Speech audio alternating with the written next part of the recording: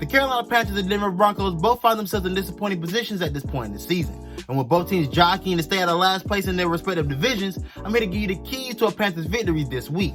You're listening to Money in the Bank. Coming in after a disappointing loss against Minnesota, the Panthers are facing an offense that's averaging under 20 points in the Denver Broncos. And Drew Lock is a quarterback that hasn't seemed to find his footing yet in this league, and I don't think he'll find it this week either. Now, the Panthers have Dante Jackson back in the lineup, a guy that you've needed for the past month of the season with the receivers you face.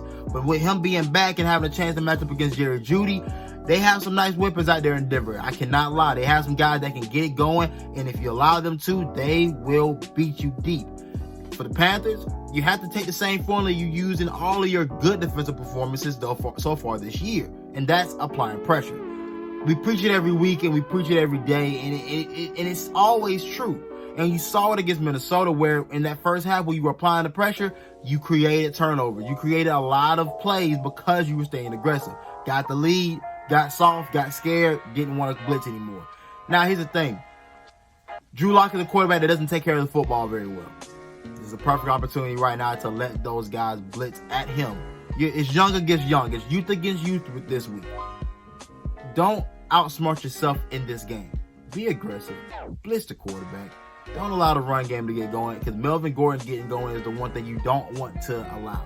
You don't want to allow a quarterback that's bad at throwing the football a chance to just hand it off 30 times a game. So, with that being the case, let's look over to the offense. Right now, the Carolina Panthers are looking like they're going to be without Curtis Samuel and DJ Moore.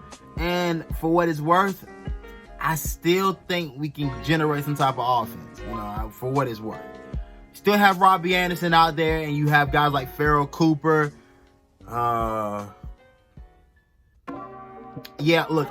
trying to just be positive here. But this game's going to have to go through Mike Davis, of course. I mean, at this point, I don't know if we're going to get Curtis Samuel and DJ Moore back in time for Sunday's game. They haven't been able to practice, so I don't know how effective they would be. But they'll probably be definitely more effective than the guys we have right now. For Carolina, you're going to have to be creative in this one, man. I mean, every team in the league has had to deal with COVID, and then now it's our turn. And with missing guys on the defensive side of the ball as well, you're hampered in a lot of different areas. But even with that being the case, I still think this team has a chance to win. It's going to have to happen on the ground. Rodney Smith out of Minnesota, the undrafted free agent we picked up this offseason, has shown flashes. He's shown he can be a number 2 back. Maybe not a full-fledged number 2, but he's shown he can get some touches and make things happen. Probably going to have to go with a 3-back lineup like you've done before. Mike Davis, Trent Cannon, and Rodney Smith. Allow those guys to run the ball at least about 25 times. Teddy, this is one of these games, man, where I'm looking to my quarterback and I'm saying, you have to do something for us. The $60 million man has to make a play this week. The $60 million man is going to have to play like an elite quarterback at some point in time this season to prove that he was worth that deal.